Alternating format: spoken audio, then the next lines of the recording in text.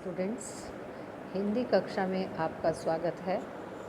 कल हमने कवि गजानन माधव मुक्तिबोध जी के द्वारा लिखी हुई कविता सहर्ष स्वीकारा है कि काव्य सौंदर्य बोध संबंधी प्रश्न और उत्तरों का अध्ययन किया था। आज उससे आगे बढ़ते हैं। आज हम पुनः एक बार कविता की व्याख्या और उस पर आधारित अर्थ ग्रहण संबंधी प्रश्न और उनके उत्तरों का अध्ययन करेंगे। तो चलिए शुरू से देखते हैं। कविता की पहली पंक्तियां हैं, जिंदगी में जो कुछ है जो भी है, इसलिए कि जो कुछ भी मेरा है वह तुम्हें प्यारा है। गर्बीली गरीबी यह, ये गंभीर अनुभव सब, यह विचार वैभव सब, दृढ़ता यह, भीतर की सरिता यह, अभिनव सब मौलिक है। इसीलिए कि पल पल में जो कुछ भी जागृत है, अपलक है, संवेदन है, तुम्हारा है। कठिन शब्द दिए गए हैं। सहर्ष खुशी के साथ, स्वीकारा मन से मानना या स्वीकार करना, गर्बीली स्वाभिमानी, गंभीर गहन गहरा, अनुभव व्यावहारिक ज्ञान, विचार वैभव अर्थात वैचारिक संपन्नता या भरे पूरे विचार, दृढ़ता मजबूती, सरिता नदी, भीतर की सरिता मन के भीतर की भावनाएं, अभिनव नवीन नया, मौलिक वास्तविक, जागृत जागा हुआ, अपलक निरंतर, और संवेदन यानी अनुभूतियाँ।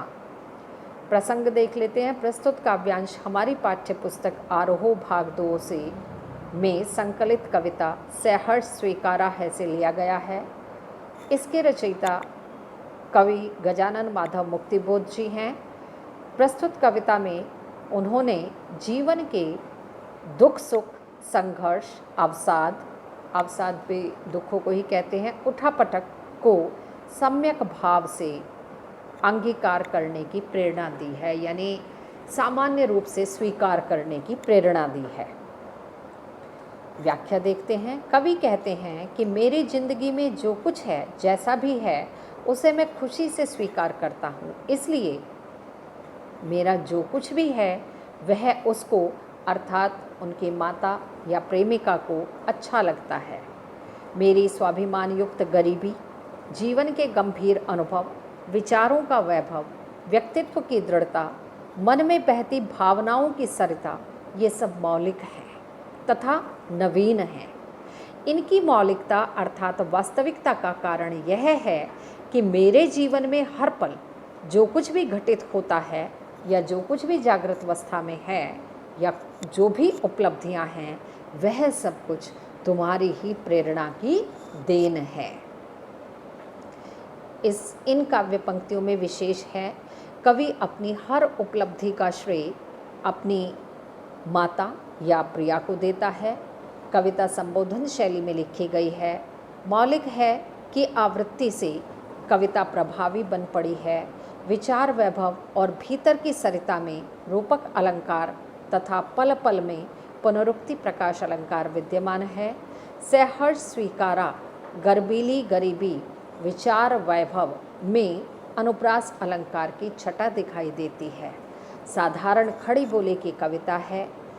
काव्य की रचना मुक्तक छंद में है, जिसमें गर्बीली, गंभीर आदि विशेषणों का सुंदर प्रयोग किया गया है। इस काव्यांश पर आधारित प्रश्न हैं। कवि जीवन की प्रत्येक परिस्थिति को सहर्ष स्वीकार क्यों करता है? दूसरा प्रश्न है, गरीबी के लिए प्रयुक्त विशेषण का औचित्य और सौंदर्य स्पष्ट कीजिए। औचित्य शब्द आया है अर्थात उचित शब्द से बनाई गई भाववाचक संज्ञा औचित्य बनता है। कवि किन्हें नवीन और मौलिक मानता है तथा क्यों? जो कुछ भी मेरा है वह तुम्हें प्यारा है, इस कथन का आशय स्पष्ट कीजिए।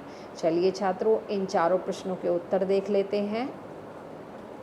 पहला है, कवि को अपने जीवन की हर उपलब्धि तथा परिस्थिति इसलिए सहर्ष स्वीकार है क्योंकि यह सब कुछ उसकी माता या प्रियतमा को प्रिय लगता है, क्योंकि उसे कवि की हर उपलब्धि पसंद है। गरीबी के लिए प्रयुक्त विशेषण गर्बीली। इसका औचित्य यह है कि कवि इस दशा में भी अपना स्वाभिमान बनाए हुए है, वह गरीबी को बोझ नहीं मानते, उस स्थिति में भी प्रसन्नता महसूस करते हैं। तीसरा, कवि स्वाभिमान युक्त गरीबी जीवन के गंभीर अनुभव, वैचारिक चिंतन, व्यक्तित्व की दृढ़ता और उनके अंतःकरण की भावनाओं को वास्तविक तथा मौलिक मानते हैं, और इन सब का कारण यह है कि ये सब उनके यथार्थ के प्रतिफल हैं। यथार्थ यानी प्रत्यक्ष, जो सामने होता है, और इन पर किसी का भी कोई प्रभाव नहीं है। और इस काव्यांश के अंतिम प्रश्न का उत्तर है, जो कुछ भी मेरा है वह तुम्हें प्यारा है। कथन का आशय है कि कवि के पास जो कुछ उपलब्धियां हैं वह उसे, अर्थात महिला को, प्रियतमा को प्रिय है। इन उपलब्धियों में वह अपनी प्रियतमा, उसमें माता भी हो सकती है, प्रेमिका भी हो सकती है, का समर्थन महसूस करते हैं। दूसरी काव्य पंक्तियां हैं, जाने क्या रिश्ता है, जाने क्या नाता है, जितना भी उड़ेलता हूँ भर भर फिर आता है, दिल में क्या झरना है, मीठे पानी का सोता है, भीतर वह ऊपर तुम, मुस्काता चांद ज्यों धरती पर रात भर, मुझ पर त्यों तुम्हारा ही खिलता वह चेहरा है। रिश्ता यानी रक्त संबंध, नाता संबंध, उड़ेलना बाहर निकालना, सोता यानी झरना। प्रसंग फिर से वही होगा, हमारी पाठ्य पुस्तक आरोह भाग 2 में संकलित कविता से हर्ष स्वीकारा है से लिया गया है। रचयिता हैं सुख दुख संघर्ष। प्रसंग और संदर्भ वही ज्यों का त्यों रहेगा। पुनः व्याख्या देख लेते हैं। कवि कहते हैं कि तुम्हारे साथ न जाने कौन सा संबंध है, न जाने कौन सा रिश्ता है, न जाने कैसा नाता है, कि मैं अपने भीतर समाये हुए तुम्हारे स्नेह रूपी जल को जितना बाहर निकालता हूँ वह फिर और अधिक बढ़कर मेरे हृदय में भर जाता है। ऐसा लगता है मानो दिल में कोई झरना बह रहा है, प्रेम रूपी झरना बह रहा है। वह स्नेह मीठे जल के स्रोत के समान है, जो मेरे अंतर्मन को तृप्त करता रहता है। तृप्त यानी शांत, और तृप्त से तात्पर्य होता है कि संतुष्ट करता रहता है। इधर मन में प्रेम है और उधर तुम्हारा चांद जैसा मुस्कुराता हुआ चेहरा अपने अद्भुत सौंदर्य के प्रकाश से मुझे आह्लादित करता रहता है, या उसमें डुबोता रहता है, या नहलाता रहता है। कवि का आंतरिक और बाह्य जगत दोनों उसी स्नेह से युक्त स्वरूप से संचालित होते हैं। विशेष प्रस्तुत काव्यांश में कवि अपने प्रिय के स्नेह से पूर्णतः आच्छादित है, यानी ढका हुआ है, कवच चारों तरफ बना हुआ है। दिल में क्या झरना है में प्रश्न अलंकार है, भर भर में पुनरुक्ति प्रकाश अलंकार है, जितना भी उड़ेलता हूँ भर भर फिर आता है में विरोधाभास अलंकार है। एक तरफ भरना है, दूसरी तरफ उड़ेलना है। कल भी मैंने स्पष्ट किया था, यहाँ विरोधाभास अलंकार है। मीठे पानी का सोता है में रूपक अलंकार है। प्रिय के मुख की चांद के साथ समानता के कारण उपमा अलंकार विद्यमान है। मुक्तक छंद में लिखी गई कविता है, खड़ी बोली युक्त भाषा में लाक्षणिकता विद्यमान है। आधारित प्रश्न देखते हैं। कवि अपने उस प्रिय संबंधी के साथ अपने संबंध कैसे बताता है? कवि अपने दिल की तुलना किससे करता है और क्यों? कवि प्रिय को अपने जीवन में किस प्रकार अनुभव करता है? और अंतिम क्वेश्चन है, कवि ने अपने प्रिय की तुलना किससे की है और क्यों? पहले प्रश्न का उत्तर, कवि का अपने उस प्रिय के साथ बहुत घनिष्ठ गहरा संबंध है तथा उसके स्नेह से वह भीतर और बाहर से पूर्ण रूप से आच्छादित अर्थात ढका हुआ रहता है, और उसका स्नेह उसे अपने स्नेह में भिगोता रहता है, यानी उसे अनुभव करवाता रहता है।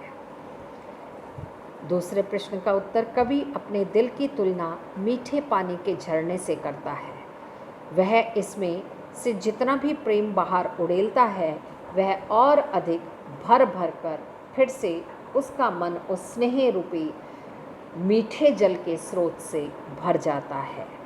कवि प्रिय को अपने जीवन पर इस प्रकार आच्छादित अनुभव करता है, यानी ढका हुआ, जैसे धरती पर सदैव चंद्रमा मुस्कुराता रहता है।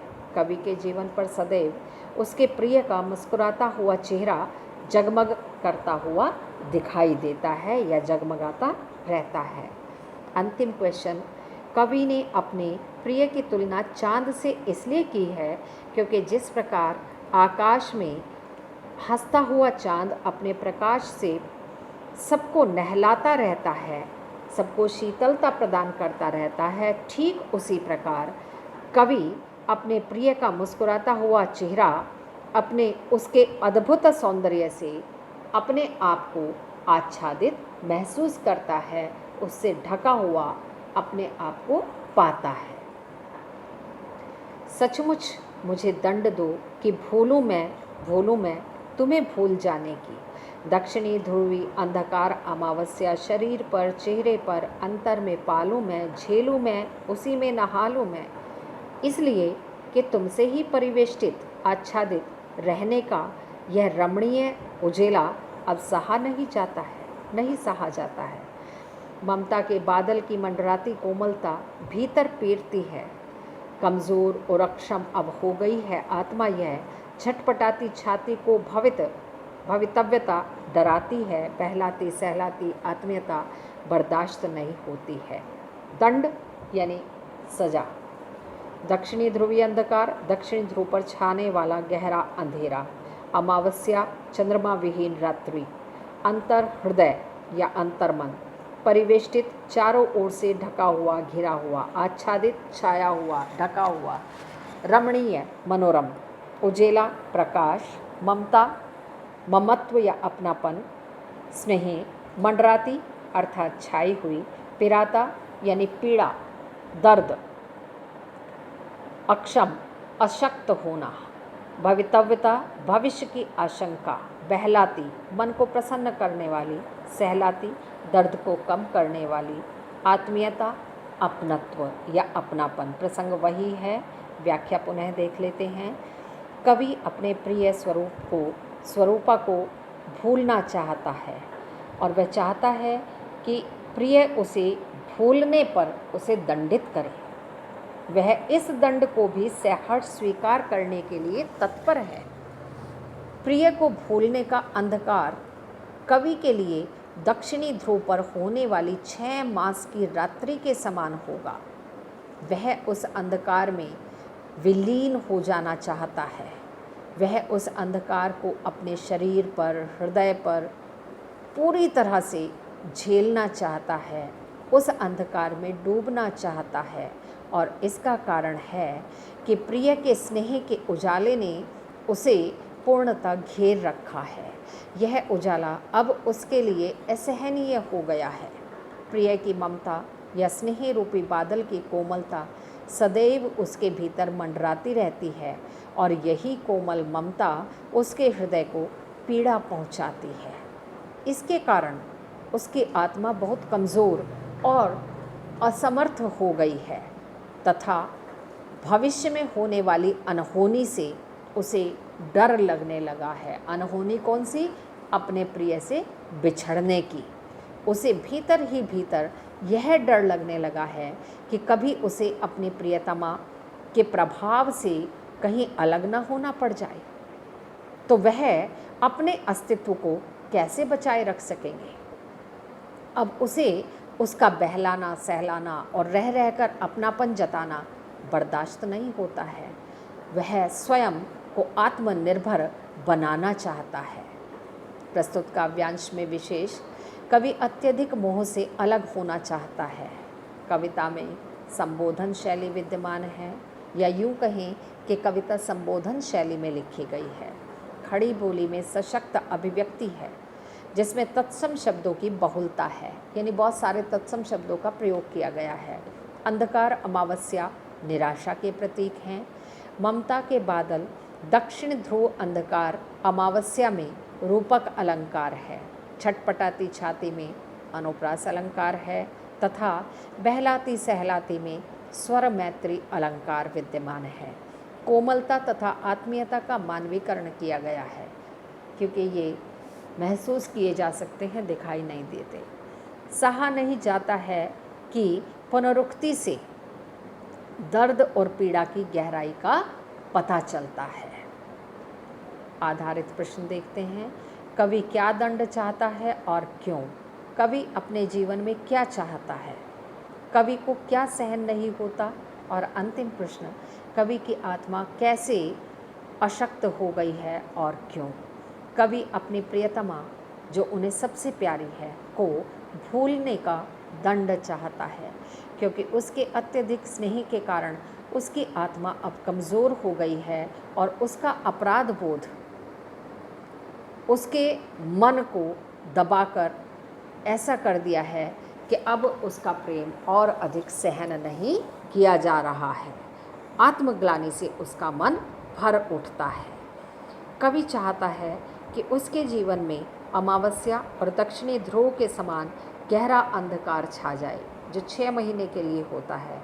वस्तुतः वह अपने प्रिय को भूलना चाहता है तथा उसके विस्मरण को, स्मरण कहते हैं याद रखना, याद करना, यादें, विस्मरण यानी भूलना को शरीर, मुख और हृदय में बसाकर उसमें डूब जाना चाहता है, यानी पूरी तरह से निराशा में और उसके बिछोह में, विरह में डूबना चाहता है। कवि की प्रियतमा के स्नेह का उजाला अत्यंत मनोरम है, रमणीय है। कवि का व्यक्तित्व चारों ओर से उसके स्नेह से घिर चुका है, घिर गया है। इस अद्भुत, निश्चल और उज्ज्वल प्रेम के प्रकाश को उसका मन अब बर्दाश्त नहीं कर पा रहा है। और अंतिम क्वेश्चन, कवि की आत्मा अत्यंत कमज़ोर हो गई है, क्योंकि वह अपनी प्रिय स्त्री के अत्यधिक स्नेह के कारण पराश्रित हो गया है। पर आश्रित से मिलकर बना पर का अर्थ दूसरा, आश्रित यानी दूसरे के अधीन हो गया है।